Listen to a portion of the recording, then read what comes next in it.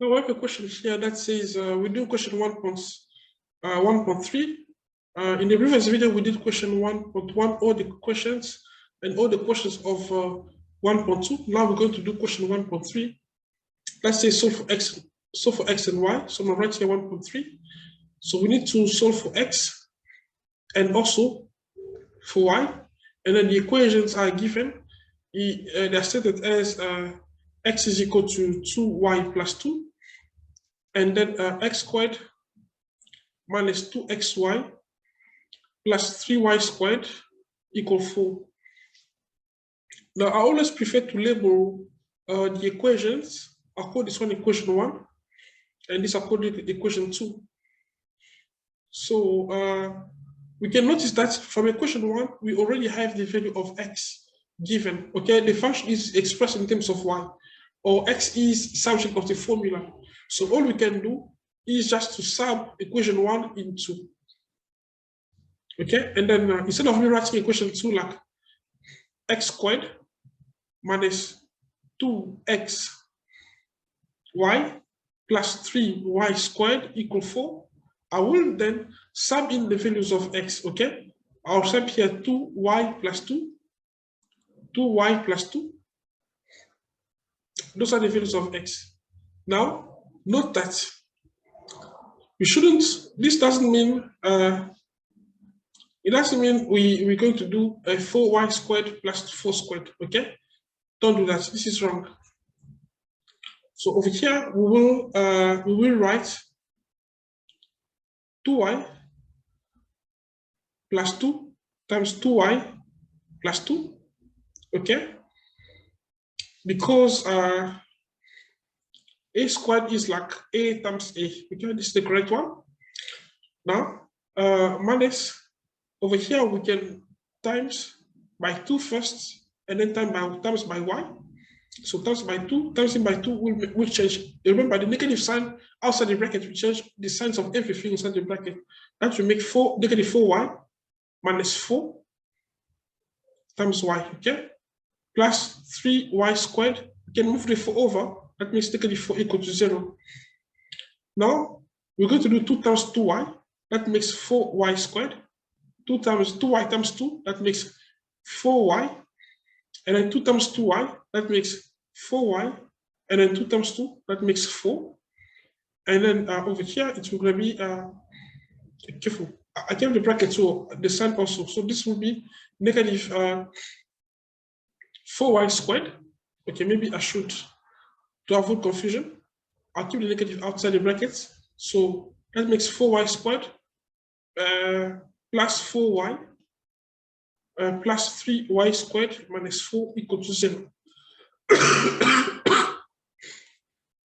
So you see, I first times by 2, I have a negative sign out there, and I times by y. Now I'm gonna drop the bracket, meaning I will times in with the negative sign. This will be 4y squared plus 4y plus 4y plus 4 minus 4y squared minus 4y plus 3y squared minus 4 equal to 0. Now that we expand the whole equation, we're going to simplify it by combining like terms. Now let's see. I prefer to underline. Okay, we have like the terms that end with y squared. We have 4y squared, and then 3y squared. These two can be simplified because they're just opposite. So we have left with 3y squared. And on terms that ends with 4y, we have like 4y, and then we have negative 4y. So these two can be simplified also. So we have left with positive 4y. And then the terms that end with the constant terms, they're like positive 4 and negative 4. These two also can be simplified, okay? We have left with, so this is equal to 0. Now, in this situation, we can take y as a common factor because we have y both sides. We have y over here and y is also there. We can take y as the common factor. So y common factor of what? 3y plus 4. equal to 0. Now this implies that y equal to 0 or 3y plus 4 equal to 0. Then let me move this way. And then this means that 3y equal to -4, and then y will be -4/3 if we divide by 3 both sides. And then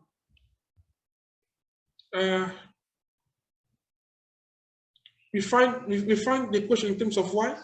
Now we need to find x also. We already had like x was expressed in terms of y. Okay, so and then here we have two solutions for y. We have like y equal to 0 and y equal to -4/3 or -4/3. Now on the right, for y equal to 0, okay, x, which is equal to 2y plus 2, we sub in the value of y. X will be equal to, we sub in the value of y, which is 0, x is equal to 2. Okay, now for y equal to -3/4, x, which is given by 2y plus 2, we're going to sub in the value of y, which is given by -3/4.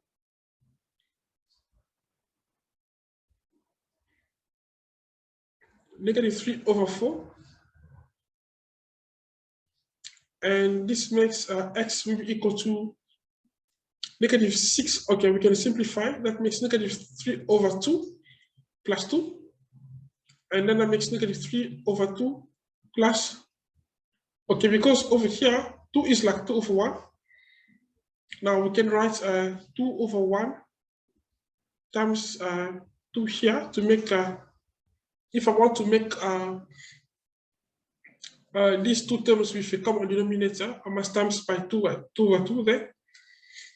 And then that makes x equal to -3/2 plus 4/2. Now that the denominator are common, we can just add the numerator, and then that makes 1/2.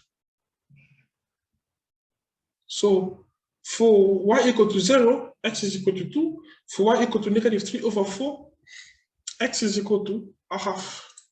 Okay.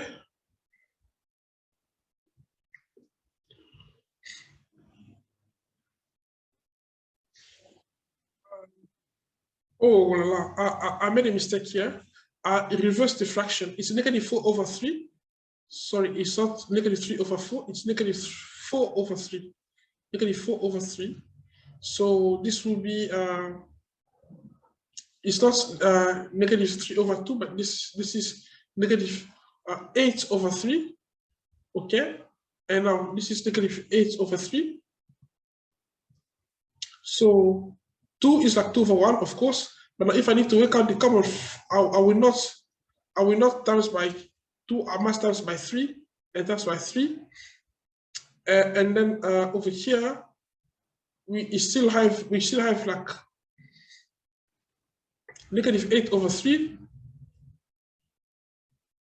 and then this is gonna be 6/3, and then -8 plus 6. This makes 2/3. So over here, the value of x is 2/3. That's the correct one.